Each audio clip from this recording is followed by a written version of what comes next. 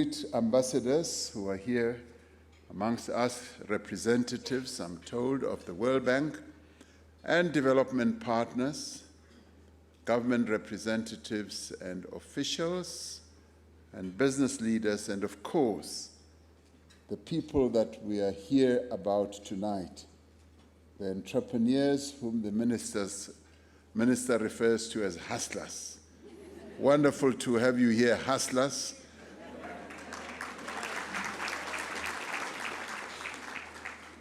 I am truly delighted to be here, and as you heard, I did some time ago say to Minister Ndabeni Abrahams that it would be wonderful to recognize, to applaud, and to uphold our entrepreneurs who are successful and reaching out for great success as they build their businesses by having these awards, and they decided to call them the Presidential Awards, and I don't mind because that really goes to show my own appreciation, but also government's appreciation of the success that a number of our entrepreneurs are achieving. And Minister, I'll speak about this in a minute. So this evening, we are celebrating those entrepreneurs.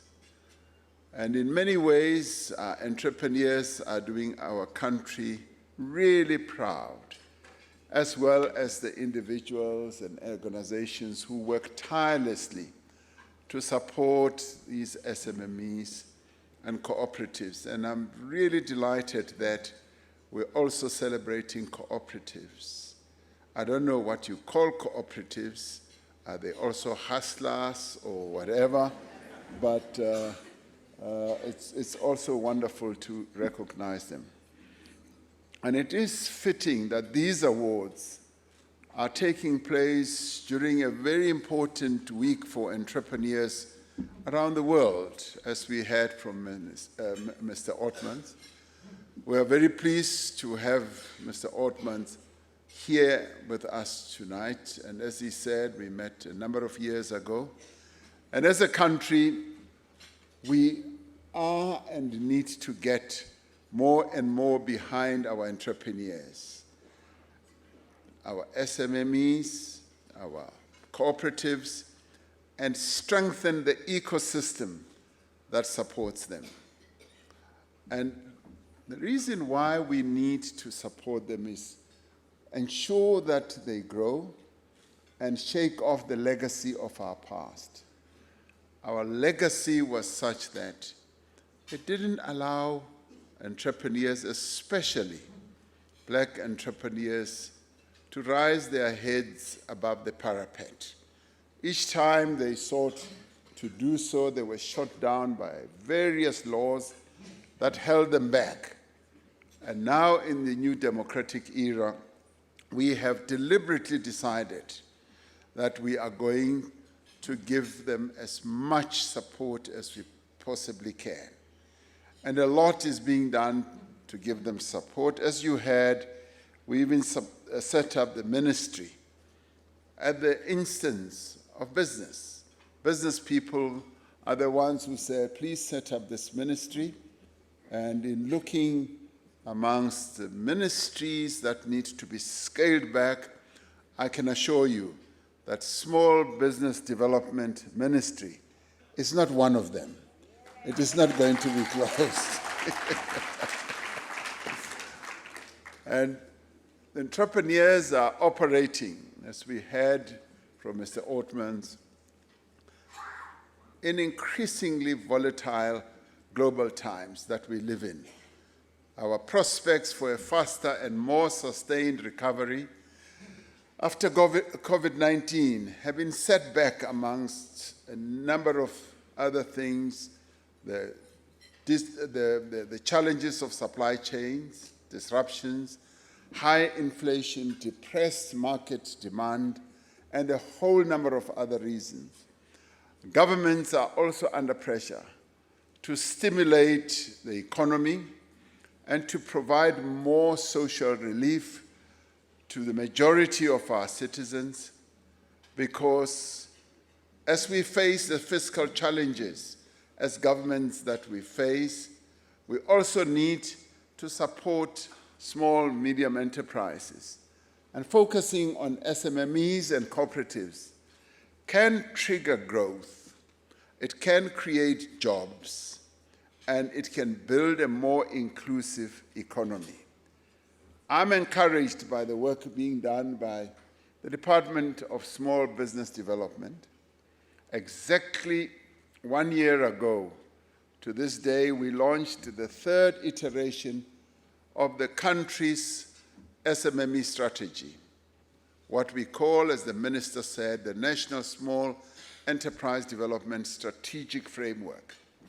Now, the framework aims, as the Minister said, to use the resources not only within government, but within broader society and the ecosystem that we have to build practical partnerships that enable entrepreneurship and SMME growth. As part of this effort, we are establishing a new one-stop small enterprise agency that will bring together the Small Enterprise Development Agency, SEDA, and the Small Enterprise Finance Agency, SEFA, and the Cooperative Banks Development Agency. Now, this is taking a mega step in terms of strengthening the ecosystem. Now, the strategic framework calls for the concrete partnerships and actions in 4 areas. Firstly, we need to tackle the red tape and regulatory burdens that frustrate SMMEs. That we need to do. Now, the Department of Small Business Development has identified a number of pieces of legislation. And I've been saying to my colleagues, let every minister identify either legislation, practices, protocols, regulations, and everything else that holds us back from doing what we need to do to improve government's performance, to also do good by our people. And this has worked fairly well with the Small Business Development Ministry, because they've identified 29 pieces of legislation of regulatory impediments that are holding back the full development of our small, medium enterprises and cooperatives. We are now developing an implementation plan to address these obstacles and to remove them so that your businesses can work better.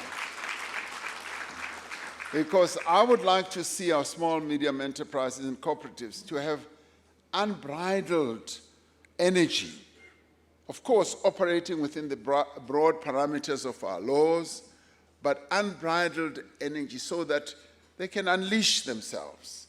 They can reach out for the stars, and they can do the very best. As our poet was saying, they can embrace the moon in the evening, and what did you say? Set off or find the sun in the morning, something like that. That is exactly what we want. Now, the National Small Enterprise Amendment Bill, as was said, is currently before Parliament.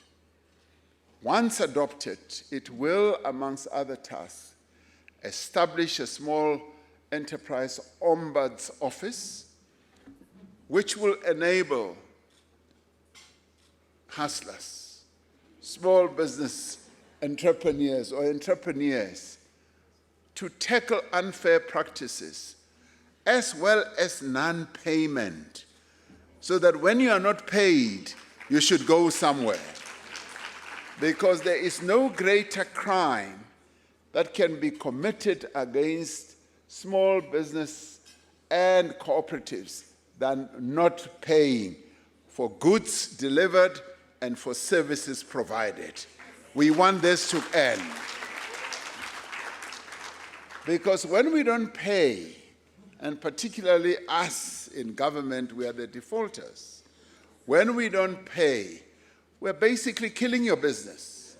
On the one hand, we say, we want you to build your business and succeed, and then for some reason or other, some official somewhere, and we must find those officials, blocks payment to you as entrepreneurs for a whole number of reasons, including for wanting cho, and that must come to an end. So the Ombuds Office is going to enable us to shine a light on all these misdemeanors so that we unchain, free the chains on small businesses or entrepreneurs and cooperatives so that you can play your role in the growth of our economy. This Department of Small Business Development is also streamlining business licensing processes with the Businesses Licensing Amendment Bill soon to be gazetted.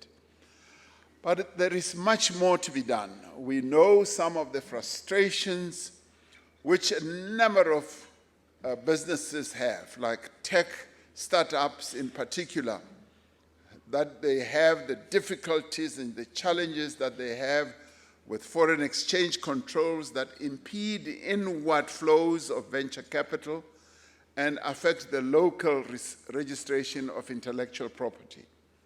We know some of the problems, but we want you to come forward and tell us more so that we can address some of these challenges. I have tasked our red tape reduction unit, which has been established in the Presidency, to work with the Ministers of Small Development, Science and Innovation, and Finance to solve these regulatory burdens. The second area of focus for the National Small Enterprise Development Strategic Framework is to address market concentration and enable market access, especially for SMMEs as well as cooperatives, but also especially for women-owned, youth-owned, and those underserved communities. Now, our economy, one of the big challenges with our economy, as observed by the World Bank, as observed by the IMF, is that there's too much concentration in our economy. There's too much centralized ownership. And I've often said that it is when one travels, for instance, when you travel overseas and you go through streets of cities, that you see a plethora of different businesses. In our country, as you travel around our cities, you see the same companies, street and block after block, corner after corner. That tells you that the concentration in our market is way above any other country. And that in part is part of our history, because our history enabled concentration, particularly amongst white people. They captured the market and they continue to hold on to the market, and it's difficult for black people to enter the market. So we need to free our small entrepreneurs to get into the market. And it is important that we should do so because concentration, as seen in many other countries, is one of the big impediments in any economy. And we therefore need to allow competition, to allow our entrepreneurs to have market access, to ensure that they can play and operate in various parts of our economy. And those who want to succeed must compete against the others. There's nothing wrong with competing. Like we competed in the Rugby World Cup and won.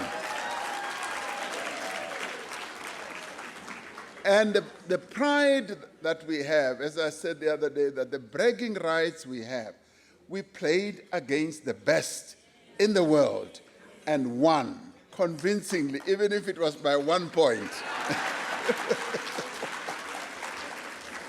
So, to those who currently have hogged certain positions in the market, and I say, we want competition. Compete fairly with others. Demonstrate to us that, yes, you are capable, you are innovative, and you have the right to have market position by competing with others. So it is important that we should open up our market so that small, medium enterprises can have a place also in the sun. A place in the sun was not meant for a few, it was meant for all of us. And that's where we want to be. Now here the Competition Commission has done excellent work. It's done excellent work identifying and addressing anti-competitive behavior, as well as collusive business practices in the private sector. The recent work that has been done in the retail sector, which has resulted in shopping malls phasing out exclusivity agreement, is a case in point, because these exclusivity agreements have allowed certain companies to block out others. And we say you shouldn't be able to block out others. Compete fairly with them on the basis of your service and your products. Don't use a closed shop type of dispensation. So it is therefore important for us to applaud the Competition Commission. Not everybody loves the Competition Commission, but it is a very important institution in our democratic makeup. We have tilted state procurement to benefit SMMEs, especially those from designated groups, particularly women.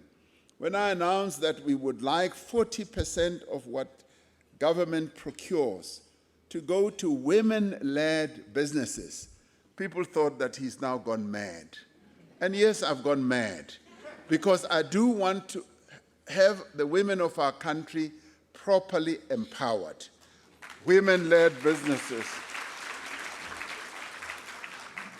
Women-led businesses and youth-led businesses must have a space to operate, because amongst many other impediments, they were the ones that were deliberately held back. And of course, black businesses as well. We've also had success in opening private sector supply chains through our enterprise supplier development programs, but more needs to be done so that we can achieve greater opportunities for our people, particularly in the townships and rural enterprises. And I tell you, we are focused on enabling the businesses in our townships and the rural areas to be successful. And we are starting from a low base, but I promise you we will gather momentum, because that's where our focus is going to be. I applaud the work that is being done by the Department of Small Business through its localization policy, linking SMME products and services to markets. And even on this one, people said, this government has now gone mad by insisting on localization. I promise you, insisting on localization is unleashing quite a lot of economic activity here in our country, and we are going to see more and more growth. There is nothing wrong with insisting that we must buy local, because local is lekker, and that is what we should do.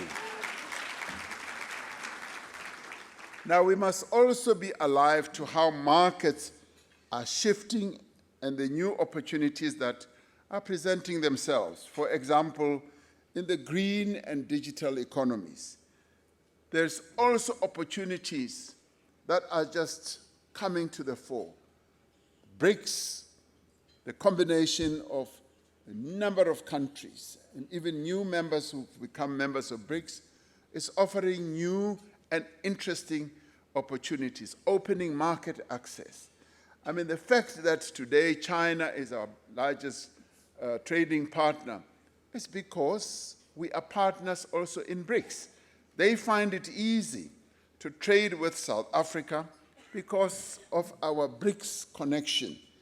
And we're also going to find it easy to trade with a number of new countries that have been admitted in BRICS throughout the various corners of the world.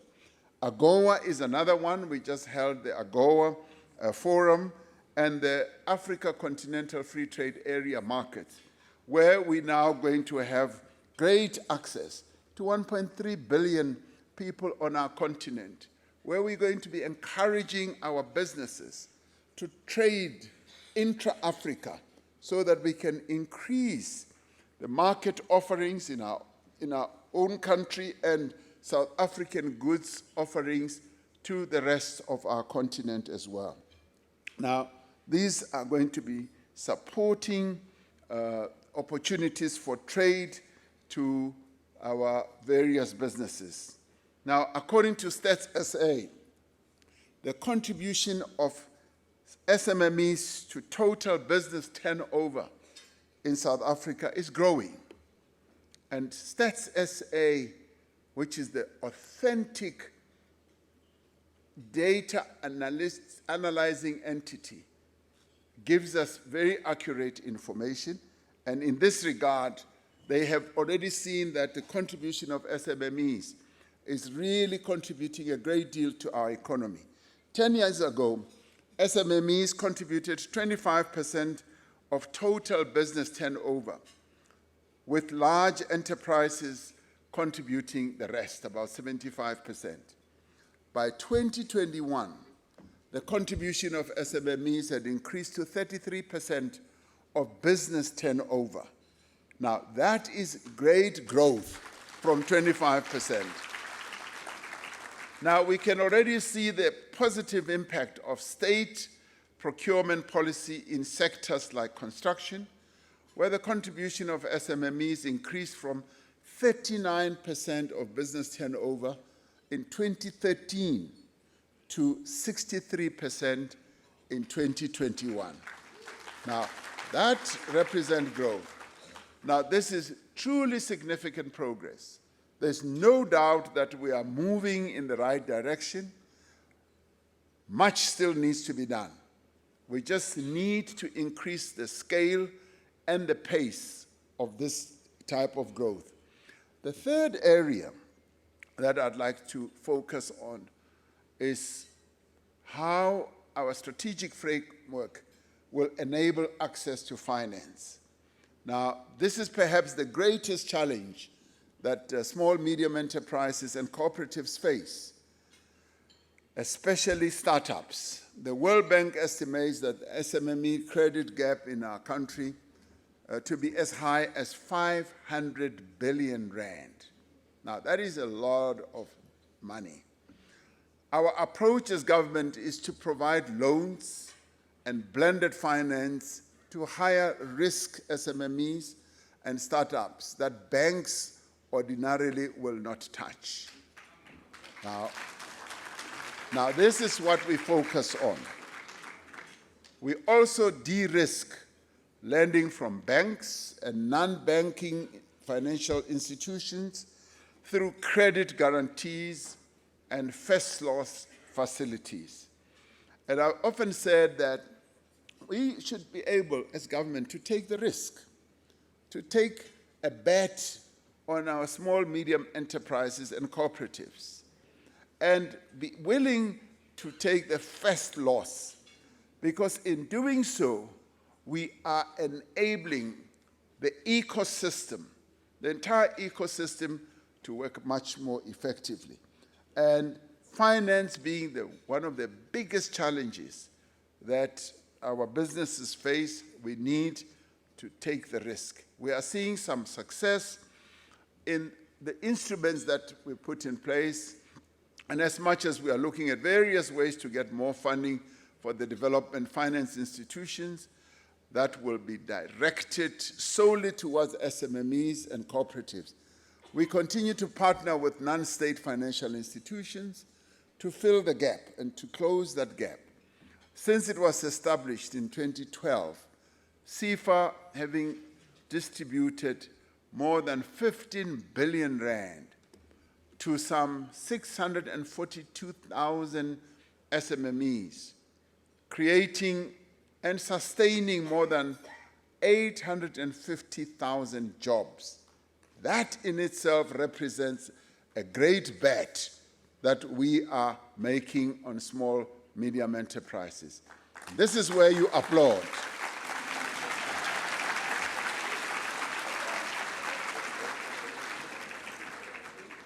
Now, since 2005, the National Empowerment Fund, also a creation of our government, as you will recall, has approved transactions of over 23 billion rand, leveraging the government's initial capitalization of 2.4 billion rand, as well as funding from the private banks and other development finance institutions.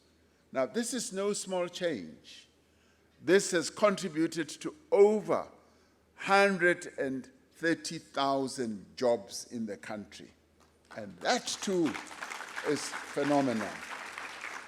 Now, there are other DFIs that finance SMMEs, including the Industrial Industrial Development Corporation, IDC, the Land Bank, the newly launched 1.2 billion Tourism Equity Fund, as well as provincial DFIs. We have decided that at least half of all DFIs finance should go to SMMEs and cooperatives, and we are looking at how this can be better coordinated. Now, this is a big decision that half of the finance that should go to businesses should go to SMMEs. And this is something that is innovative and something that is going to be done. The fourth and final area of focus in the strategic framework is entrepreneurship support. If we get this right, we can change the country's fortunes. For this sixth administration, which is coming to an end next year when we've had our elections, we set a target of establishing new incubators for small enterprises. We set, as the minister said, a target of 100 incubators. Now, setting up an incubator or an incubation process is quite a big ask because you've got to set up the mechanisms and everything else and get the finance to get the incubator to function and support a number of businesses and get people who possibly can't even draft a business plan to come into the incubation center and be handheld and be supported to be able to set up their businesses and to bring their concepts to fruition. Now, we said we would do 100. We've now, as the minister said, set up 121 of these incubators. Now, that is a huge achievement by our standards. So we've done well in that regard. Now, of course, in this regard, we've got to be grateful that we do it in partnership with the private sector, universities, and TVET colleges. Now, it is encouraging that the number of people engaged in entrepreneurial activity has significantly increased. It is increased, and I often, sometimes when I meet, people who are starting businesses, they often say, Mr. President, we want to create jobs. I'm starting this business because I want to create jobs. And I say, what do you want to do? They say, I want to create jobs. And then I say, what about making money? Because traditionally you start a business to make money. They say, no, but I want to contribute to job creation. Now, that is a noble, absolutely noble objective, to start off by saying you want to create jobs. And therefore, we need to support those people, and we applaud them. And their number is increasing exponentially. The other day, I went to one of our provinces, which is a mining province, and at a public meeting, one of our imbizos. So we had a couple of thousands of people, and a number of people stood up and said, Mr. President, we want mining licenses. And everybody applauded. And I said, all of you, you want mining licenses? They said, yes. I said, do you all want to be miners and own mines? They said, yes, we want to do that. So it shows that the spirit of entrepreneurship in our country is huge.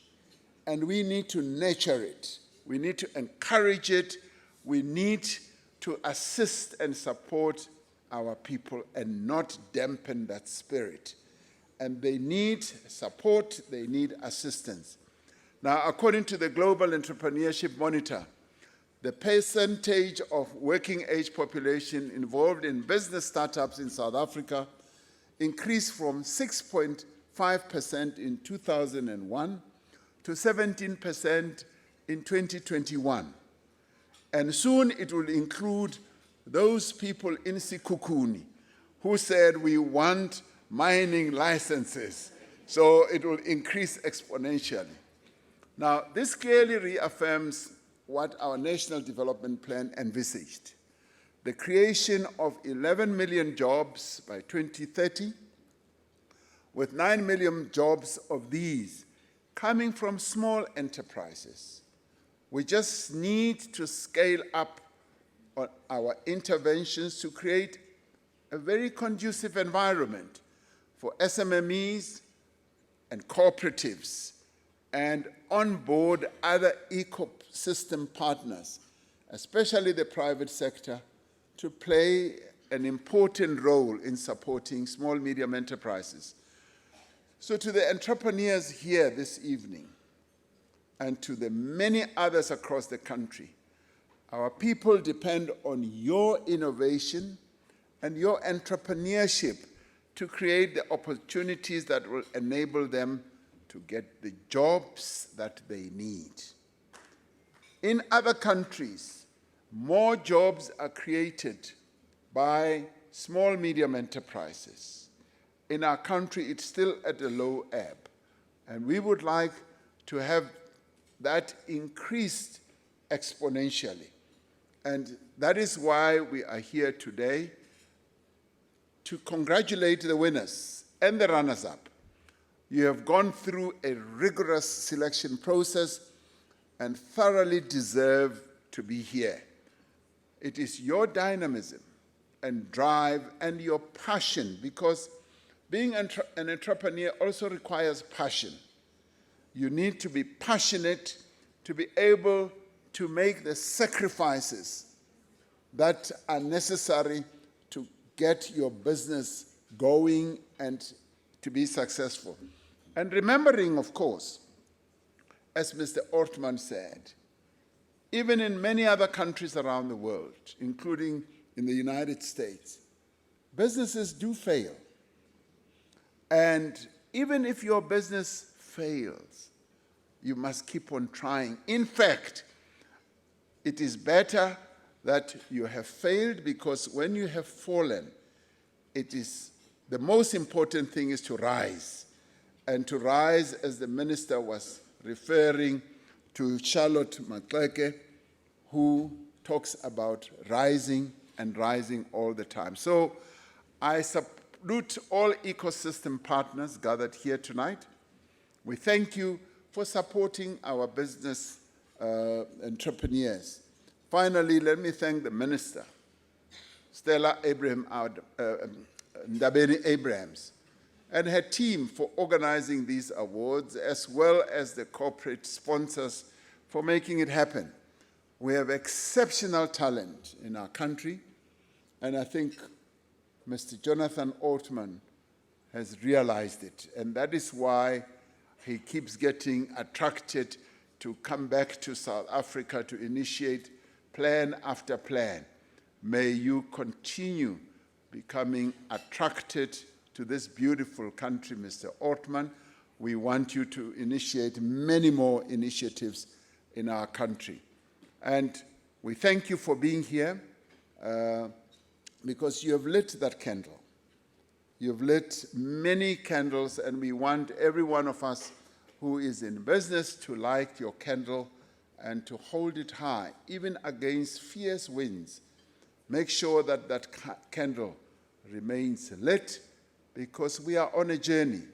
I do believe that we are on an incredible journey as South Africans, as we continue to grow our small business enterprise ecosystem, including our cooperatives, and the commitment of government in ensuring that our businesses grow, our startups succeed, is irrevocable.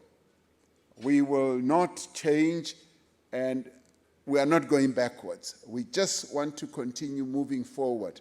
You have my commitment as president, and you have the commitment of the minister and the department, and you have the commitment of the entire government. So those who have succeeded, congratulations. Those who have not, keep going and try, because tomorrow is another day where you can achieve success. Thank you very much.